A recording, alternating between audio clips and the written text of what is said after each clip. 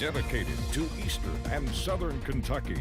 This is WYMT Mountain News Weekend Edition.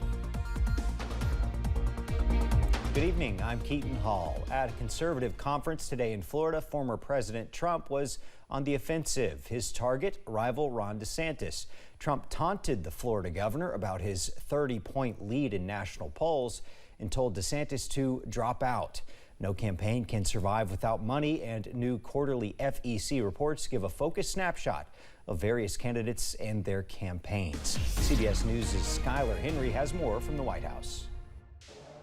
Republican presidential hopefuls are revving up for next month's GOP debate in Milwaukee. I'm going to be at the debates. I think it's a great opportunity, and especially for a guy like me. Florida Governor Ron DeSantis, firmly polling in second place in the GOP primary behind frontrunner former President Trump, says he's ready to take him and other candidates on, but not with insults. I don't do insults, so that is true. I think just getting in this insult game turns voters off. It's not something I want to do. While Mr. Trump weighs whether to participate, Republican challenger Chris Christie is using a different strategy. What is your path to victory? Through Donald Trump.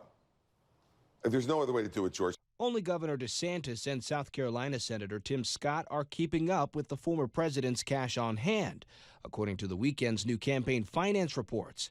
President Biden's campaign team put out a statement Sunday touting its efforts, out-earning the entire GOP field last quarter, saying in part that the numbers show that Americans are rejecting a Republican field that wants to roll back the economic progress we've made. COVID-19, there's an argument that it is ethnically targeted. Meanwhile, top Democrats are condemning presidential challenger Robert Kennedy Jr. for his remarks fueling COVID-19 conspiracy theories, comments he's denying. House Minority Leader Hakeem Jeffries tweeted earlier today that RFK Jr.'s comments were unconscionable and unacceptable. As of now, he is still expected to testify later on this week on a House subcommittee hearing about the weaponization of the federal government. Skylar Henry, CBS News, the White House.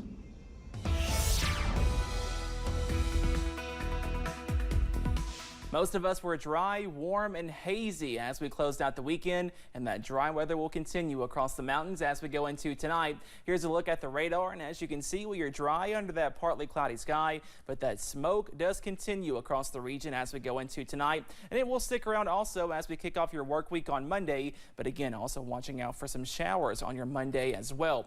Those temperatures tonight are mild in the upper 60s and lower 70s, 70 for Somerset, 72 in Jackson, also Pikeville down to 67 over in Grundy at this hour. Most of us waking up in the middle to possibly lower 60s in some places on Monday. And again, we stay dry overnight under that partly cloudy sky. But we are watching out for some changes as moisture increases on Monday. Some more showers and storms are possible at times. Those temperatures topping out in the middle to possibly upper 80s and more rain chances for the middle of next week. All those details coming up in just a few minutes. Keaton? Thanks, Cameron. Nonprofit Volunteers of America is looking to expand their Manchester Freedom House campus. The Freedom House offers addiction recovery services for women and their children. CEO Jennifer Hancock says they're hitting capacity, looking to add a transitional home to help the community. We've been at capacity for a long time and unfortunately do not want to have a waiting list in this dangerous environment where more and more people are at risk of fatal overdose. So we have pledged to double the size of our capacity there. We're actively fundraising in order to accomplish this. Hancock says they have seen a lot of great work in the area and hope to continue serving.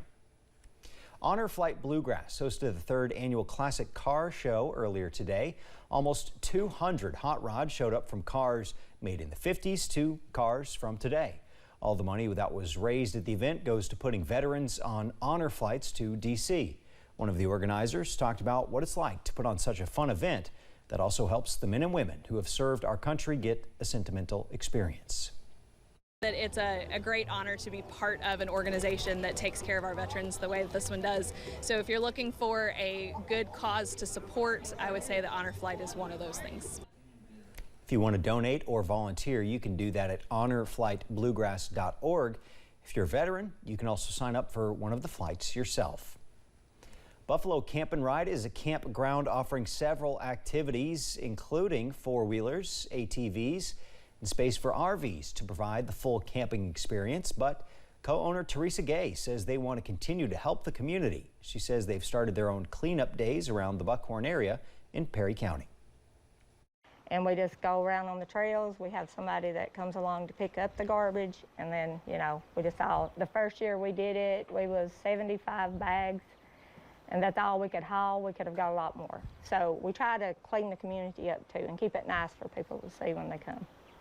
The cleanup is not until October, but Gay says it's important to continue to keep their community clean.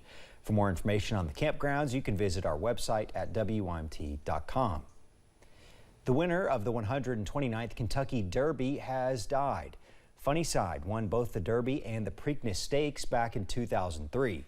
The Kentucky Horse Park posted that the gelding died today from complications to colic.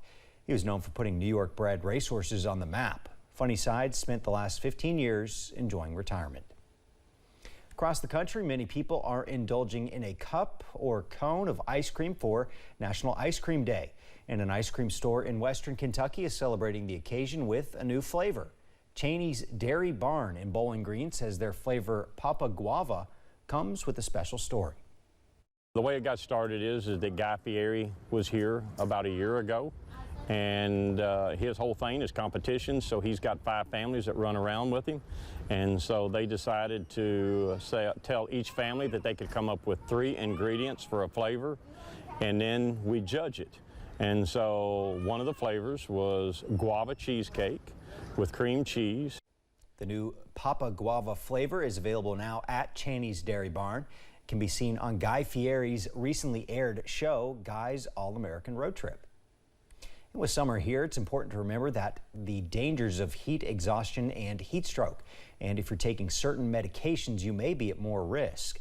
Emergency medicine doctor, Patrick McHugh says there are many medications that could cause issues. He notes beta blockers can actually mute the increase of heart rate and blood flow that's needed when your body gets overly hot. Meanwhile, anticholinergics, including certain allergy medications, can impact the body's natural ability to sweat.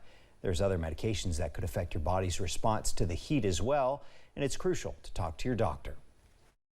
I do think that it's very important for anyone who's on medications to have a discussion with their primary care doctor about the risks that they are at, or increased risk for dehydration, for a worsened response from sun exposure, and a increased risk for heat exhaustion, so that it doesn't lead up to something more serious. Along with checking in with your physician, Dr. McHugh says staying hydrated is key to avoiding heat exhaustion, as well as finding shade or staying indoors during the hottest points of the day.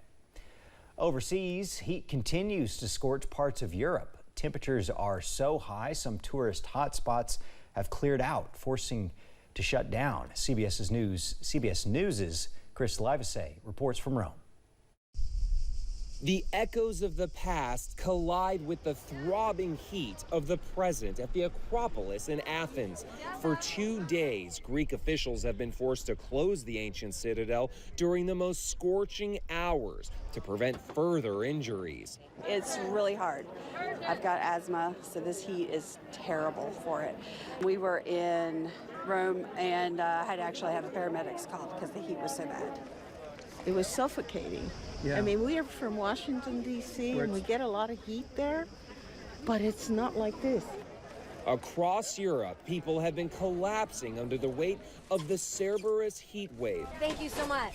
Named after the 3-headed dog from Greek mythology that guards the underworld.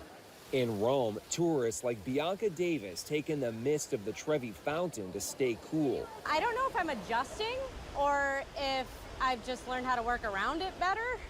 But Michigan, we get about 6 months of snow, so this is a lot. Yes, we've been filling up our water as much as we possibly can.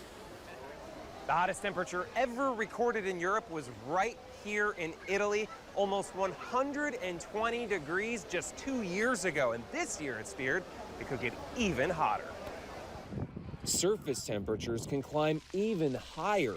In Spain, thermal imaging resembles the sun as ground temperatures reach a blistering 140 degrees. Forest fires ripped through the Spanish island of La Palma, destroying homes and displacing hundreds.